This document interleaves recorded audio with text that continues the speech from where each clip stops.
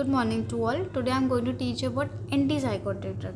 Antipsychotic drug एक topic है जो BSc नर्सिंग थर्ड ईयर की साइकेट्रिक में आता है. ठीक है, ये यूनिट नंबर 5 है, that is therapeutic modalities and therapies use in mental disorder. ठीक है, बेसिकली साइकेट्रिक सेटिंग्स में ऐसा होता है कि हमें एक पेशेंट को ठीक करने के लिए हमें एक से ज़्यादा ट्रीटमेंट्स देने पड़ते हैं. ठीक है, क्योंकि ये जो थॉट्स हैं ये एक बार में नहीं जाते हैं, तो फिर we need to give further more and more treatment to the patient ताकि पेशेंट को बेटर रिकवरी दे सकें हम. ठीक, नेक्स्ट है साइकोफार्माकोलॉजी. साइकोफार्माकोलॉजी आपको पता है, फार्माकोलॉजी आपको पता है, study of the drug is called pharmacology. ठीक है, वही सेम ड्रग्स को अगर अगर we will involve some drugs में साइकेट्रिक तो हम उसे साइकोफार्माकोलॉजी बोल देते हैं. ठीक, वो सारे ड्रग्स साइकेट्रिक डिसऑर्डर्स को ट्रीट करने में हेल्प करते हैं. ठीक, और कैसे करते हैं? साइनेप्टिक ट्रांसमिशंस के साइनेप्टिक ट्रांसमिशंस की हेल्प से करते हैं. मतलब जो भी यही आपका प्री साइनेप्टिक न्यूरॉन है, ये आपका पोस्ट साइनेप्टिक न्यूरॉन है, बीच में आपका साइनेप्स है, मतलब junction between pre and post neuron is called synapse. ठीक, यहाँ से यहाँ तक का न्यूरोट्रांसमीटर का ट्रांसमिशन होता है. तो अगर जो भी आपको न्यूरोट्रांसमीटर ज़्यादा सेक्रेट हो रहे हैं या जो भी कम सेक्रेट हो रहे हैं, ठीक है, उनको हमें रिड्यूस करना है या उनको एनहांस करना है तो हम एगोनिस्ट या एंटागोनिस्ट ड्रग का सहारा लेते हैं. ठीक, अगर हमें कम करना है तो हम एंटागोनिस्ट ड्रग लेंगे, हमें ज़्यादा करना है तो हम एगोनिस्ट ड्रग लेंगे. ठीक है, उसके बाद हम इसको रिड्यूस करने पेशेंट के ब्लड स्ट्रीम में जाने से रोकेंगे. With then further will reduce the symptom of the patient. ठीक है, नेक्स्ट है मेडिकेशन जो साइकिक फंक्शंस और बिहेवियर को नेक्स्ट है हाफ लाइफ. हाफ लाइफ क्या होता है? हाफ लाइफ वो होता है कितना मिनिमम अमाउंट चाहिए होता है एक ड्रग को ब्लड स्ट्रीम से रिमूव होने के लिए. ठीक, नेक्स्ट है एगोनिस्ट और antagonist. That you have well known about agonist and antagonist. Agonist वो होते हैं जो रिसेप्टर्स को एक्टिवेट करते हैं और एंटागोनिस्ट वो होते हैं जो रिसेप्टर्स को ब्लॉक करते हैं. ठीक, next we will move towards the antipsychotic drugs. ठीक है, एंटीसाइकोटिक ड्रग्स वो होते हैं जो साइकोटिक सिम्टम्स को रिड्यूस करने में हेल्प करते हैं. और साइकोटिक सिम्टम्स क्या होते हैं? जैसे कि डिल्यूशन है, हेल्यूशन है, एबनॉर्मल थॉट्स है, इमोशनल डिस्टर्बेंसेस है, ये सारे साइकोटिक सिम्टम्स है. ठीक है, और कभी भी एंटीसाइकोटिक मेडिकेशन हमेशा क्योर करता है, ये पूरी तरह से ठीक नहीं कर सकता, ये जस्ट सिर्फ सिम्टम्स को रिड्यूस करता है. ठीक, नेक्स्ट है कि सबसे पहला एंटीसाइकोटिक ड्रग 1950 में इंट्रोड्यूस हुआ था. ठीक है, तो ये आपने देखा कि एंटीसाइकोटिक ड्रग्स क्या होते हैं. Next will move toward the indication. ठीक है, इंडिकेशन पे हम चलते हैं. तो हम किन किन कंडीशंस में एंटीसाइकोटिक ड्रग्स को देंगे. ठीक है, फर्स्ट है ऑर्गेनिक साइकेट्रिक डिसऑर्डर्स. ठीक, ऑर्गेनिक साइकेट्रिक डिसऑर्डर में कौन कौन से डिसऑर्डर्स आते हैं? इसमें आता है डिलीरियम. ठीक है, डिलीरियम, डिमेंशिया. ठीक, डिलीरियम आता है, डिमेंशिया आता है. नेक्स्ट है फंक्शनल डिसऑर्डर. ठीक है, फंक्शनल डिसऑर्डर में आपका आता है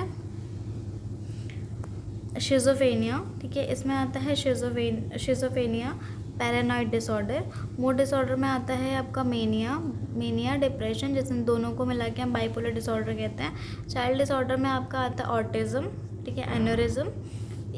और फिर न्यूरोटिक डिसऑर्डर में आता है आपका एनोरेक्सिया आ गया, बुलिमिया नर्वोसा आ गया, ओसीडी आ गया, ये सब आते हैं. ठीक है, neurotic and other psychotic disorder में. मेंटल डिसऑर्डर्स में आता है आपका टिक डिसऑर्डर है. ठीक है, इक्लेम्शिया है, टिटेनस है, ये सब कुछ आता है. ठीक, इन सारी कंडीशंस में जो भी अभी तक आपने पढ़ी इंडिकेशंस में, इन सारी ही कंडीशंस में आप एंटीसाइकोटिक ड्रग्स को देंगे पेशेंट को. ठीक, नेक्स्ट है क्लासिफिकेशन. ठीक है, there are basically more classification लेकिन मैंने यहाँ पे आपको कुछ ही क्लास को एक्सप्लेन किया है, बेसिकली ब्रीफली एक्सप्लेन किया है मैंने आपको. ठीक है, फर्स्ट क्लास है इसमें फियोजेंथियान्स. फियोजेंथियान्स क्लास है जिसका जो पहला ड्रग है क्लोप्रोमाज़ाइन ड्रग का ट्रेड नेम है जिसमें वो मार्केट में आता है, वो मेगाटेल के नाम से आता है. ठीक, 300 से 1500 mg पर डे हम पेशेंट को दे सकते हैं और IM रूट से हम देंगे. ठीक है, नेक्स्ट है थायोजेंथीन्स क्लास है. ठीक है, थायोजेंथीन ड्रग ऑफ क्लास है और इसका जो ड्रग है वो फ्लूपेंथाइजोल है. ठीक है, फ्लूपेंथाइजोल ड्रग का नाम है, थायोजेंथीन्स क्लास का नाम है. ठीक है, और फ्लुएंजोल ट्रेड नेम से वो आता है, ठीक है। 3 से 40 mg पर डे के हिसाब से आप दे सकते हैं पेशेंट को, और IM ही देंगे, ठीक है। नेक्स्ट है एटिपिकल एंटीसाइकोटिक। एटिपिकल एंटीसाइकोटिक में मैंने 2 ड्रग का एग्जांपल लिया है, क्लोप्रोमाज़ाइन और एस्पेरिडोन, ठीक है। क्लोप्रोमाज़ाइन लोजापाइन के नाम से मार्केट में आता है, और एस्पेरिडोन शिजोडोन के नाम से मार्केट में आता है। क्लोप्रोमाज़ाइन को आप 50 से 400 mg दे सकते हैं पर डे, और एस्पेरिडोन जिसको शिजोडोन के नाम से वो ट्रेड नेम में आता है, उसको 2 से 10 mg पर डे दे सकते हैं, ठीक। नेक्स्ट हम आते हैं मैकेनिज्म ऑफ एक्शन पे। Mechanism of action I explain you, ठीक है। पहले बेसिकली तो इसका एग्जैक्ट मैकेनिज्म अननोन है, ठीक है। और इसमें होता क्या है, इसमें होता है कि ये आपके प्री साइनेप्टिक न्यूरॉन है, ठीक है, ये आपके पोस्ट साइनेप्टिक न्यूरॉन है, ठीक है, ठीक। और ये आपका बीच में साइनेप्स है, ठीक है, मतलब junction between pre and post neuron is called synapsis, ठीक। यहाँ पे ये प्री हो गया, ये पोस्ट हो गया, ठीक है। यहाँ प्रेजेंट है आपके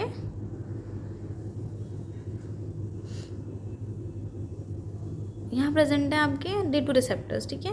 ये है D1, ये है D2, ठीक है। डोपामाइन के टोटल 5 रिसेप्टर्स होते हैं, D1, D2, D3, D4 and D5, ठीक है, जिसमें D1 और D5 एक कैटेगरी में आते हैं, ठीक है, और D2, D3, D4 एक कैटेगरी में आते हैं। कैटेगरी कहने का मतलब है कि D1 और D2 के थोड़े फंक्शन सेम होते हैं, और D2, D3, D4 के फंक्शन सेम होते हैं, ठीक। तो हम यहाँ पे बेसिकली ब्रेन में इन दोनों का ही ज़्यादा फंक्शन होता है, D1 और D2 का, डोपामाइन रिसेप्टर्स का, ठीक है। तो हम यहाँ पे स्टडी करेंगे, ये आपका प्री है, ठीक है, प्री साइनेप्टिक है, ये आपका पोस्ट साइनेप्टिक है, ठीक है। अब यहाँ से प्री साइनेप्टिक से ये हैं आपके वेसाइकल्स में, ये वेसाइकल्स के अंदर आपका स्टोर है डोपामाइन, ठीक है। यहाँ पे आ रहा है डोपामाइन, ठीक है, ये डोपामाइन के रिसेप्टर्स हैं, दे विल रिसीव डोपामाइन और फिर वो पोस्ट साइनेप्टिक में ट्रांसफ़र करेंगे, ठीक है। तो अभी पेशेंट्स को डोपामाइन की वजह से ज़्यादा साइकोटिक सिम्टम्स देखने को मिल रहे थे, ठीक है। तो हम ऐसा एक ड्रग देंगे, ठीक है, ये आपने एक साइकोटिक एंटीसाइकोटिक ड्रग दिया, ठीक है, जो डोपामाइन के रिसेप्टर पे जाके बैठ गया और इसने इस फर्दर डोपामाइन को यहाँ से आने से ब्लॉक कर दिया, ठीक है। ब्लॉक कर दिया मतलब इसका जो सेक्रेशन है जो यहाँ से यहाँ तक पहुँच रहा था उसको रिड्यूस कर दिया। इसकी हेल्प से क्या होगा कि पेशेंट के सिम्टम्स कम होने लगेंगे, ठीक है। और जितने भी सिम्टम्स पेशेंट को आ रहे थे, जैसे कि डिल्यूजन है, इमोशनल डिस्टर्बेंसेस हैं, वो सारी चीज़ें कम हो जाएंगी, क्योंकि डोपामाइन का सेक्रेशन पोस्ट न्यूरॉन से ब्लड स्ट्रीम में कम जा रहा है, क्योंकि हमने ड्रग देके उसके रिसेप्टर्स को ब्लॉक करवा दिया, अब डोपामाइन कम पहुंच रहा है वहाँ तक, ठीक। तो I hope you have understand this mechanism of action. हाँ, next we will move to the side effect. अभी डोपामाइन जब भी हम कोई ड्रग दे रहे हैं, ठीक है, जैसे भी जितने आपने यहाँ क्लास ऑफ ड्रग्स पढ़े हैं, ये फियोजेंथीन्स है, जायोथाइन्स है, टिपिकल एंटीसाइकोटिक, और भी क्लास ऑफ ड्रग्स है। तो किसी भी क्लास ऑफ ड्रग को अगर आप यूज़ कर रहे हैं पेशेंट के लिए तो साइड इफ़ेक्ट्स होंगे, ठीक है। उसको EPS कहते हैं, एक्स्ट्रा पैरामिडल सिंड्रोम, ठीक है।